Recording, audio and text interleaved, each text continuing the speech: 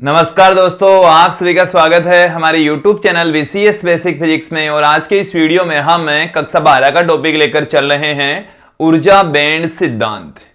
देखिए दोस्तों, हम कक्षा 12 का जो चैप्टर है इलेक्ट्रॉनिकी उसे प्रारंभ करने जा रहे हैं। उसका जो बेसिक्स हैं वो है ऊर्जा बैंड सिद्धांत और उसको हम यहां पर देखेंगे।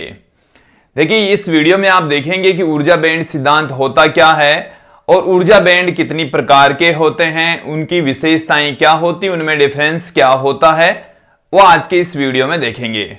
सबसे पहले हम ऊर्जा बैंड सिद्धांत को पढ़ने से पहले ठोसों की जो इलेक्ट्रॉनिक संरचना होती है वो किस प्रकार की होती है, अर्थात ठोसों में इलेक्ट्रॉन किस तरीके से उपस्थित होते हैं या किसी भी परमाणु के अंदर इलेक्ट्रॉन किस तरीके से विद्यमान होते हैं, उसके बारे में सर्वप्रथम चर्चा करते हैं। दोस्तों देखिए दोस्तों, हम ये जानते हैं कि जो ठोस या कोई भी पदार्थ होता है वो परमाणुओं से मिलकर बना होता है और उसमें जो इलेक्ट्रॉन हैं वो नाभिक के चारों ओर चक्कर लगाते हैं।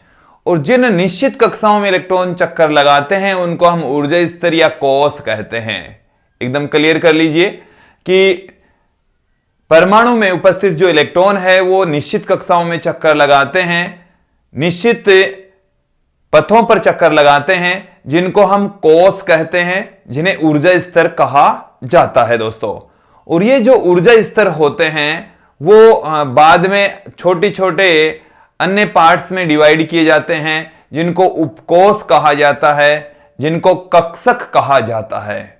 देखिए, सुन लीजिए एक बार फिर से।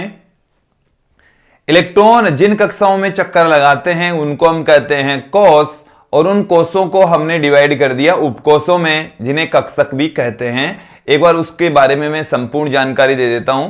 वीडियो हो सकता है 5 मिनट लंबा हो, बट हम इस तरीके से वीडियो को तैयार कर रहे हैं ताकि आपको अच्छे से समझ में आ सके।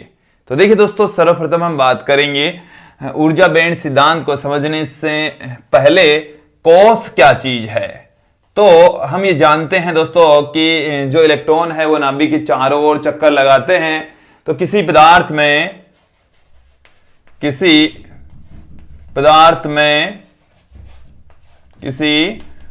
में इलेक्ट्रॉन नाभिक के चारों ओर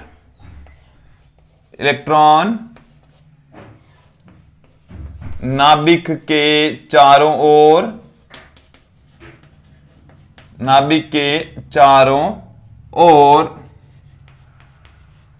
निश्चित कक्षाओं में चक्कर लगाते हैं, निश्चित वृत्ताकार कक्षाओं में चक्कर लगाते हैं, वृत्ताकार या दीर्घ वृत्ताकार कक्षाओं में चक्कर लगाते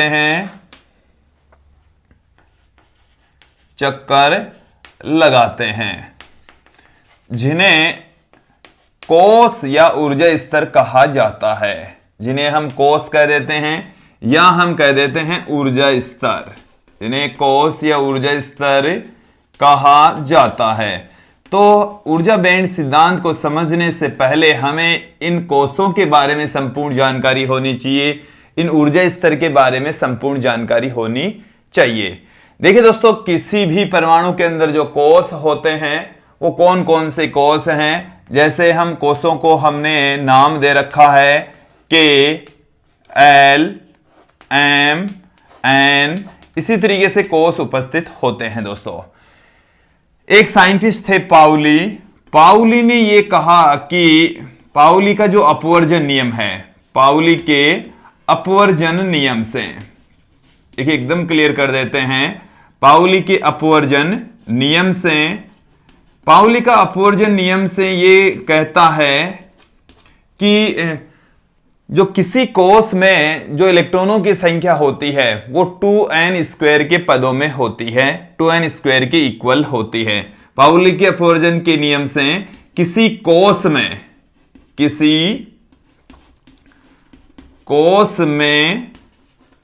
इलेक्ट्रॉनों की संख्या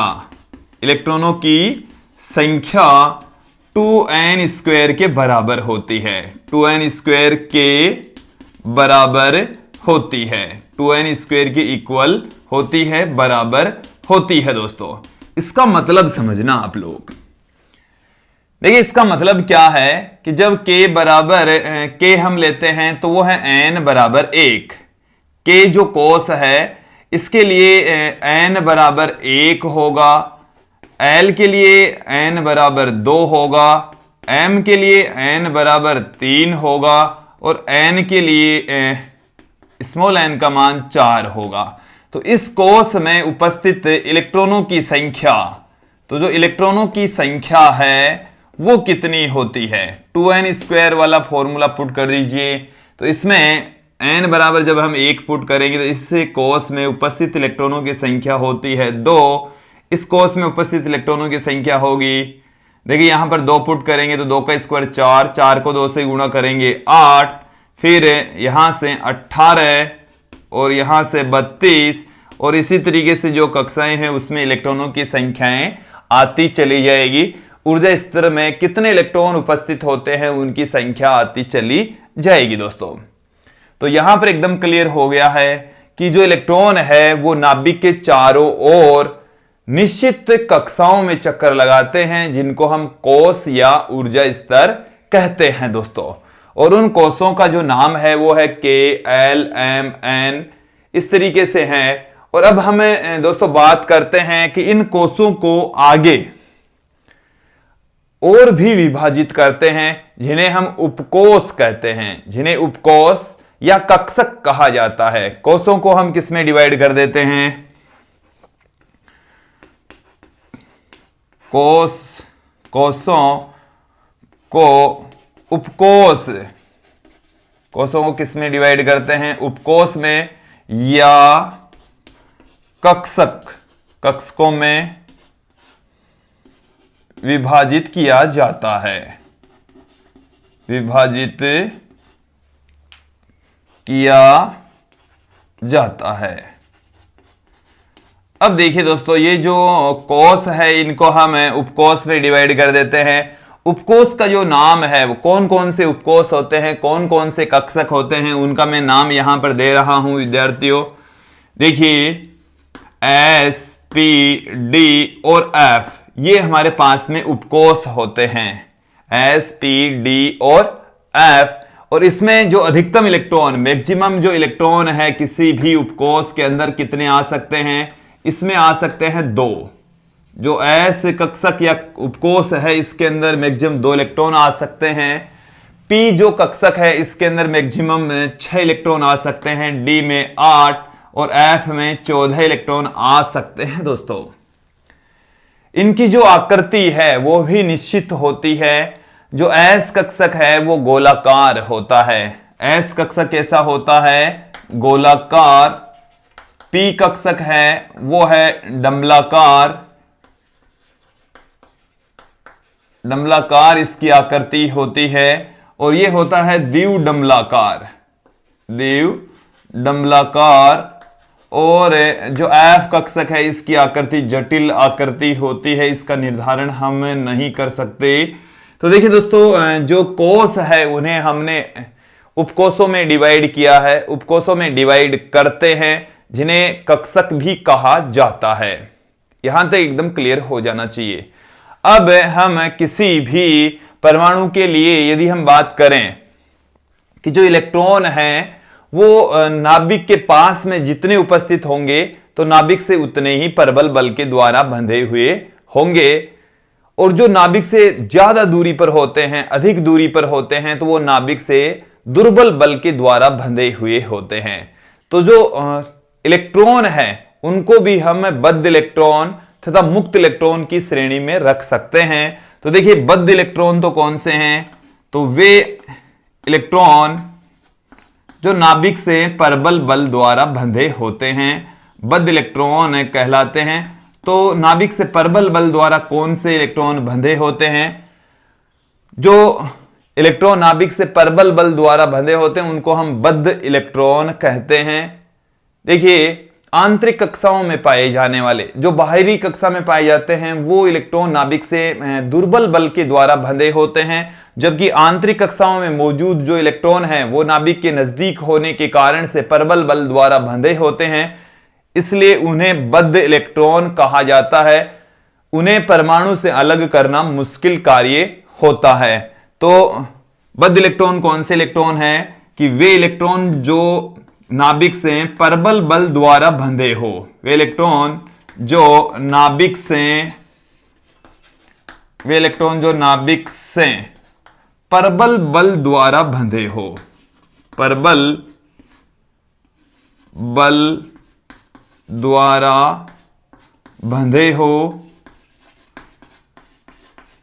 बद्ध इलेक्ट्रॉन होते हैं। ये आंतरिक कक्षाओं के इलेक्ट्रॉन होते हैं, बद्ध इलेक्ट्रॉन कहलाते हैं। ये आंतरिक कक्षाओं में होते हैं। ये कहां पर मौजूद होंगे? आंतरिक कक्षाओं में पाए जाएंगे। ये आंतरिक ऊर्जा स्तरों में पाए जाते हैं।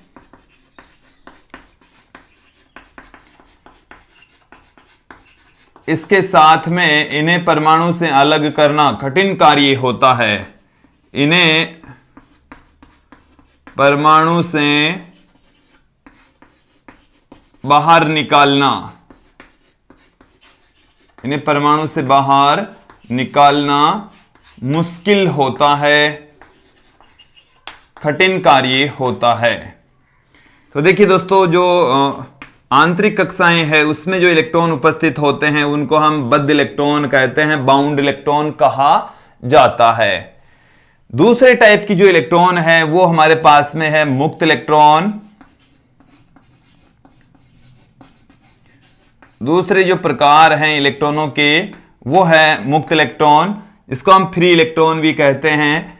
ये किसी भी परमाणु की बाह्यतम कक्षा में उपस्थित वे इलेक्ट्रॉन होते हैं जो नाभिक से दुर्बल बल के द्वारा बंधे होते हैं, मुक्त इलेक्ट्रॉन कहलाते हैं। और ये संपूर्ण पदार्थ में स्वतंत्र रूप से विचरण करते हैं, संपूर्ण ठोस में अनियमित रूप से गति करते हैं। तो वे इलेक्ट्रॉन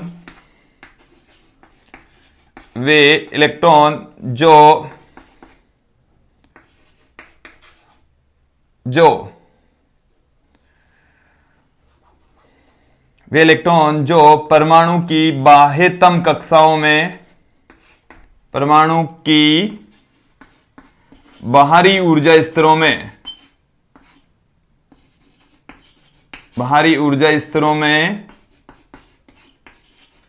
पाए जाते हो तथा जो दुर्बल बल से बंधे हो, दुर्बल बल से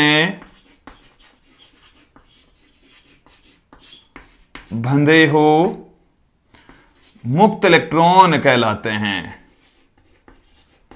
मुक्त इलेक्ट्रॉन कहलाते हैं। ये किसी भी परमाणु की बाह्यतम ऊर्जा स्तरों में, बाह्य ऊर्जा स्तर बाह्य कक्षकों के अंदर उपस्थित होते हैं और इन्हें जब थोड़ी सी ऊर्जा देंगे तो ये पदार्थ में स्वतंत्र रूप से विचरण करते हैं। इन इलेक्ट्रॉनों को हम मुक्त इलेक्ट्रॉन कहते हैं दोस्तों।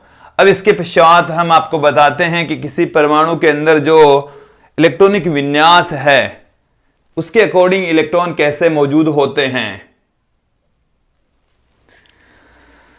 दोस्तों, ऊर्जा बैंड सिद्धांत को समझने से पूर्व हम किसी परमाणु में पाए जाने वाले इलेक्ट्रॉनों की व्यवस्था को समझते हैं। हम यहां पर पढ़ रहे हैं इलेक्ट्रॉनिक्स, और इलेक्ट्रॉनिक्स में हम देखेंगे अर्धचालक पदार्थ। तो हम यहां पर आप लोगों को एक अर्धचालक जो पदार्थ है उसके परमाणु का इलेक्ट्रॉनिक विन्यास आपको बताते हैं। बात करते हैं जर्मेनियम की। जर्मेनियम आप ले सकते हैं, सिलिकॉन ले सकते हैं। जर्मेनियम में इलेक्ट्रॉनों की संख्या अधिक होती है, उसको हम यहां पर समझेंगे कि उसके अंदर इलेक्ट्रॉन किस तरीके से उपस्थित होते हैं, किस तरीके से ऊर्जा स्तर उपस्थित होते हैं, और फिर ऊर्जा बैंड सिद्धांत के आधार पर नए जो ऊर्जा स्तर हैं वो किस तरीके से निर्मित होते हैं, वो अब हम आपको समझाते हैं। देखिए दोस्तों, बात करते हैं जर्मेनियम की। तो जर्मेनियम जिसका परमाणु क्रमांक होता है 32 का इलेक्ट्रॉनिक विन्यास इलेक्ट्रॉनिक विन्यास क्या होता है? इलेक्ट्रॉन आबो के सिद्धांत के अकॉर्डिंग ऊर्जा स्तरों में भरे जाते हैं। जो इलेक्ट्रॉनिक विन्यास है दोस्तों वो देखिए समझिए, 1s2 मतलब 1s2s कक्षक के अंदर 2 इलेक्ट्रॉन है, फिर है 2s2। ये जो 1 2 3 4 ये बड़े लेटर्स में हमने लिखा है, एक ये 2, ये k वहां जो ऊर्जा स्तर है k जो कोस है उसके लिए आया है। ये है दूसरा कोस l के लिए, 1s2 2s2 2p6 3s2 3p6 3d10। देखिए दोस्तों यहां तक आप लोग समझ लीजिए कि 1s2 2s2 2p6 3s2, तो यहां तक इलेक्ट्रॉन हो चुके 10, ये 12, और यहां तक इलेक्ट्रॉन आ चुके हैं दोस्तों 18। तो फिर 3d10 4s2 और 4p2। देखिए टोटल जो इलेक्ट्रॉन है वो 32 होने चाहिए।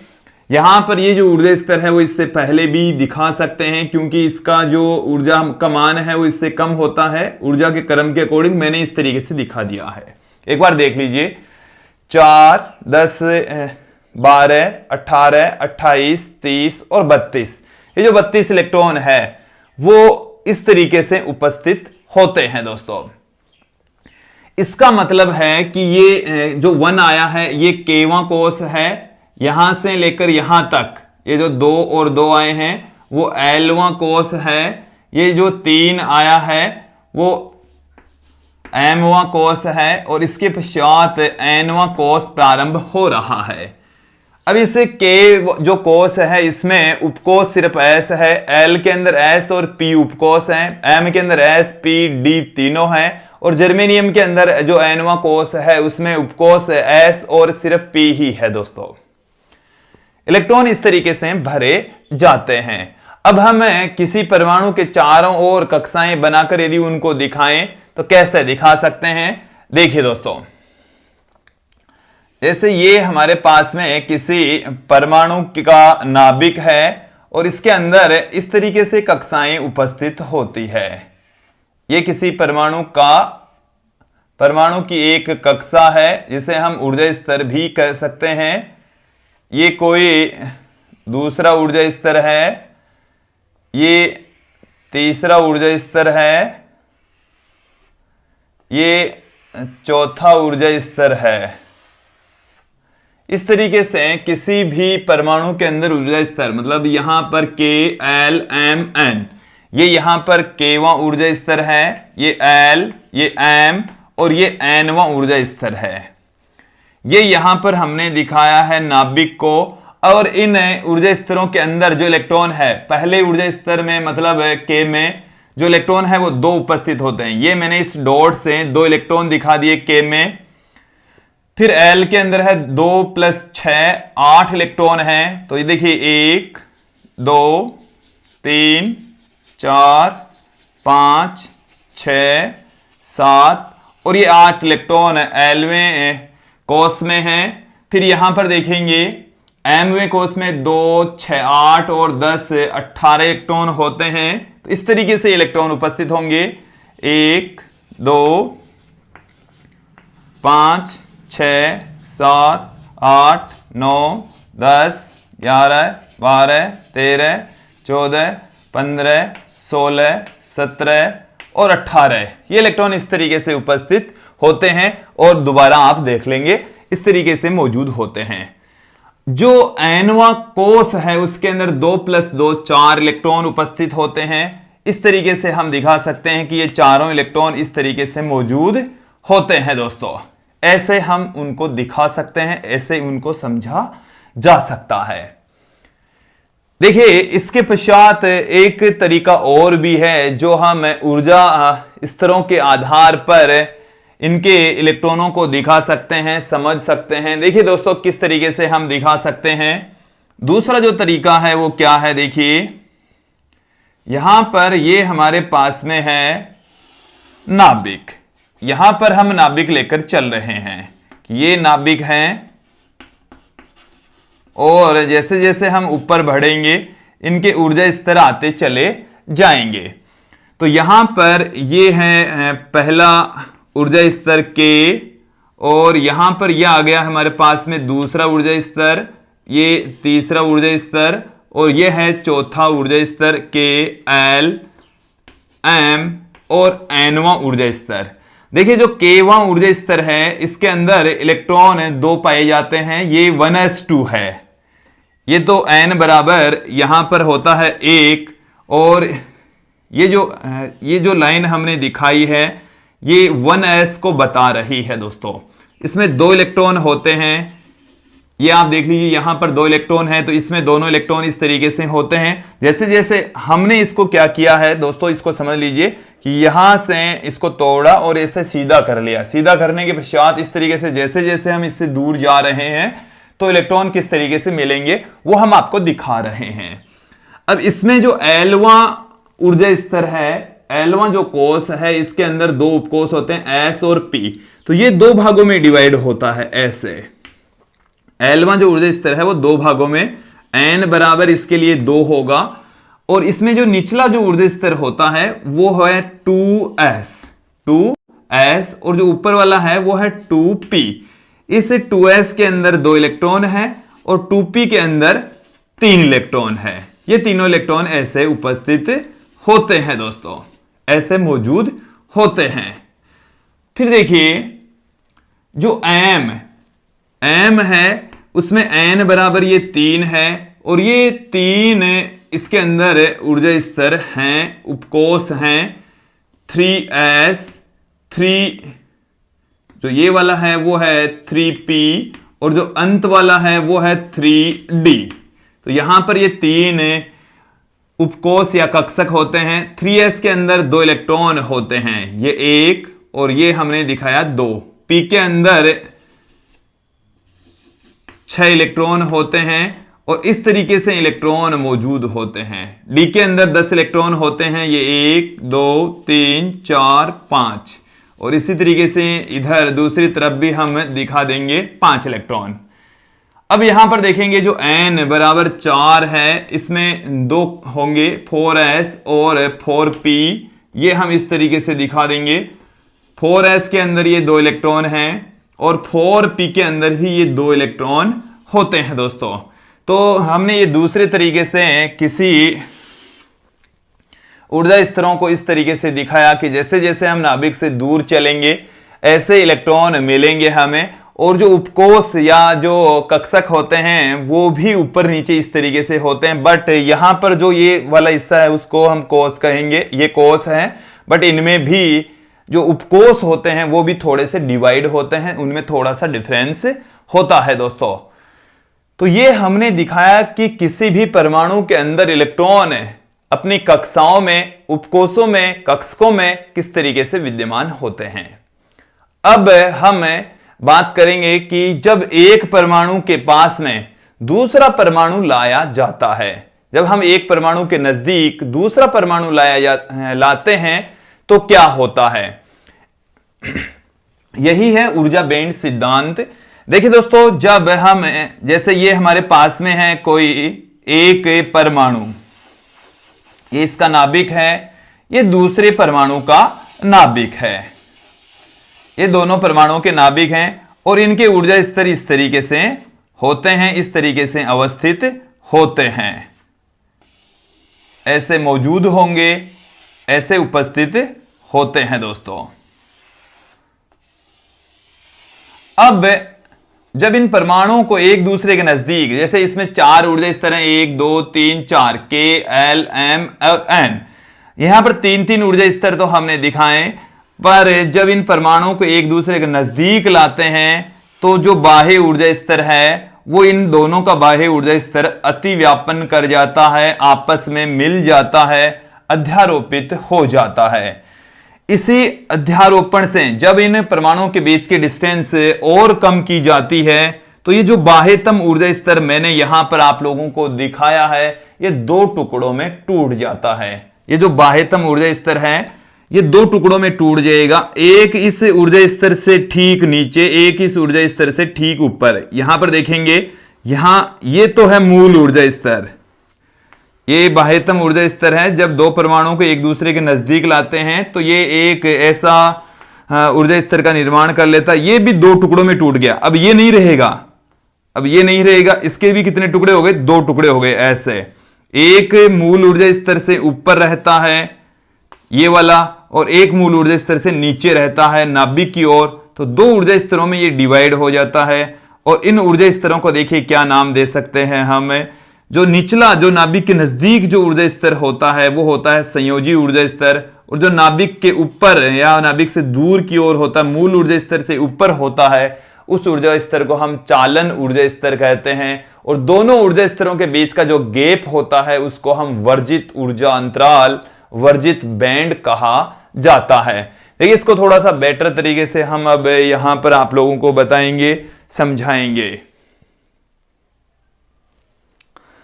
दोस्तों ऊर्जा बैंड सिद्धांत क्या कहता है, एक बार फिर से सुन लीजिए कि जब दो या दो से अधिक परमाणुओं को एक दूसरे के नजदीक लाते हैं तो बाह्यतम ऊर्जा स्तर अति व्यापन कर जाता है, मिक्स्ड हो जाता है।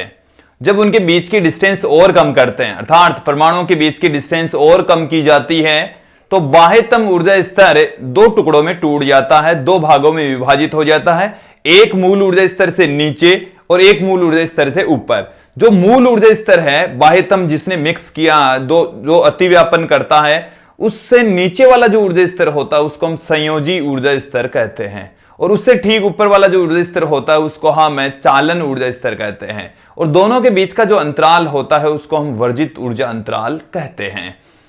देखिए दोस्तों, हम यहां पर आप लोगों को समझा रहे हैं, ये हमारे पास में नाभिक है, यहां पर है नाभिक, ये नाभिक है।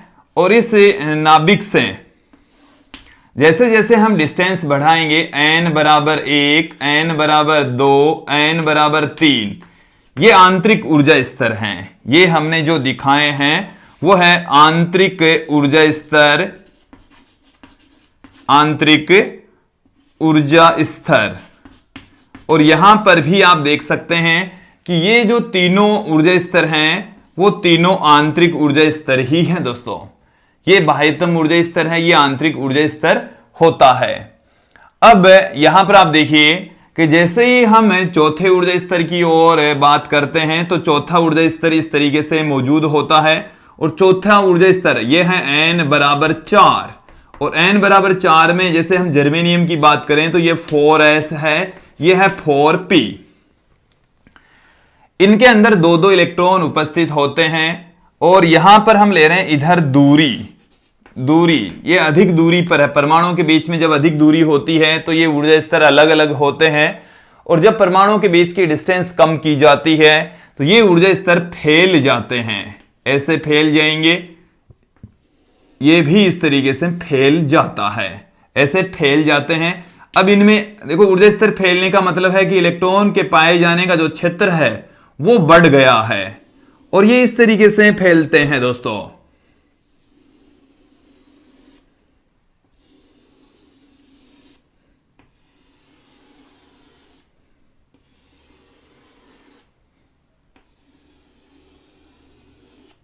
देखिए एक्चुअल में हुआ क्या है, हम इधर डिस्टेंस कम कर रहे हैं। जब डिस्टेंस अधिक होती है तब जो चौथा ऊर्जा स्तर है उसमें 4s और 4p दोनों अलग अलग होते हैं। और जैसे ही हम डिस्टेंस कम करते हैं, डिस्टेंस को कम किया जाता है, तो ये जो ऊर्जा स्तर है वो यहां से फैल जाएगा, इस तरीके से फैल जाता है। और ये जो मैंने चौक से इस तरीके से दिखाया है, इस क्षेत्र की भांति बन जाता है, इस क्षेत्र की भांति प्राप्त होता है। तो इसमें देखिए समझेंगे इनको, इसका अर्थ क्या है, इसका औचित्य क्या है, मतलब क्या है कि यहां से यहां तक का जो क्षेत्र है ये हमने अलग अलग इसको क्षेत्रों में डिवाइड कर दिया है। ये है ए क्षेत्र, ये बी क्षेत्र, और इस क्षेत्र को हम नाम दे देते हैं सी, और इस क्षेत्र को हम नाम दे देते हैं डी। तो जो क्षेत्र ए है वो तो है जब परमाणु बहुत अधिक दूरी पर होते हैं, तो जो बाह्यतम ऊर्जा स्तर में इलेक्ट्रॉन होते हैं वो अपनी अपनी कक्षकों में, उपकोषों में मौजूद होते हैं। लेकिन जब परमाणुओं को एक दूसरे के नजदीक लाया जाता है तो देखो आंतरिक ऊर्जा स्तरों पर कोई इफेक्ट नहीं पड़ेगा। यहां पर भी हमने दिखाया है जो बाह्य ऊर्जा स्तर है वो दोनों के मिक्स्ड हो जाएंगे। पहले तो ये फैलेंगे, तो बीच क्षेत्र में तो ये फैल जाते हैं, इलेक्ट्रॉन यहां पर अब इतने क्षेत्र में पाए जाने की संभावना है। और जब डिस्टेंस और कम होती है तो दोनों के जो ऊर्जा स्तर है आपस में मिल जाते हैं। इसको हम कहते हैं मिश्रित ऊर्जा स्तर। मिश्रित ऊर्जा स्तर बोला जाता है, कहा जाता है। और जब डिस्टेंस और कम की जाती है तो जो मिश्रित ऊर्जा स्तर होता है, जो अतिव्यापन के पश्चात प्राप्त होता है, वो दो टुकड़ों में टूट जाता है, दो टुकड़ों में विभाजित हो जाता है। एक देखिए यहां से ये मूल ऊर्जा स्तर है, ये मूल ऊर्जा स्तर है। मूल ऊर्जा स्तर तो यहां पर था इतनी दूरी में, बट अब ये जो मूल ऊर्जा स्तर है उससे एक ऊर्जा स्तर तो है ये ऊपर, ये वाला तो ऊपर है और ये वाला ऊर्जा स्तर है नीचे। तो एक मूल ऊर्जा स्तर से ऊपर होता है, एक मूल ऊर्जा स्तर से नीचे होता है। और जो नीचे होता है वो उसको हम कहते हैं संयोजी ऊर्जा स्तर। संयोजी ऊर्जा स्तर क्या कहा जाता है? संयोजी ऊर्जा स्तर कहा जाता है। और ये जो मूल ऊर्जा स्तर से ऊपर है उसको हम कहते हैं चालन ऊर्जा स्तर। चालन ऊर्जा स्तर कहा जाता है। जो दोनों के मध्य भाग में है उसको हम कहते हैं वर्जित ऊर्जा स्तर। वर्जित ऊर्जा स्तर कहा जाता है, वर्जित ऊर्जा अंतराल कहा जाता है, वर्जित बैंड कहा जाता है। तो दोस्तों जब परमाणुओं के बीच की डिस्टेंस कम होती है तो बाह्यतम ऊर्जा स्तर आपस में अतिव्यापन कर जाता है, मिक्स्ड अप हो जाता है। और जब डिस्टेंस और कम की जाती है तो बाह्यतम ऊर्जा स्तर दो टुकड़ों में विभाजित हो जाता है, एक मूल ऊर्जा स्तर से ऊपर, एक मूल ऊर्जा स्तर से नीचे। नीचे वाले को हम संयोजी ऊर्जा स्तर और ऊपर वाले को हम कहेंगे चालन ऊर्जा स्तर। और दोनों के मध्य में जो गैप है उसको हम वर्जित ऊर्जा स्तर कहेंगे। इनको हम संयोजी बैंड, चालन बैंड और इसको वर्जित ऊर्जा बैंड भी कह सकते हैं। तो देखिए ऊर्जा बैंड सिद्धांत के आधार पर जो नए ऊर्जा स्तर या ऊर्जा बैंड बने हैं उनको हम यहां पर समझेंगे। देखिए दोस्तों मैं यहां पर ही इसी डायग्राम में आपको समझा देता हूं।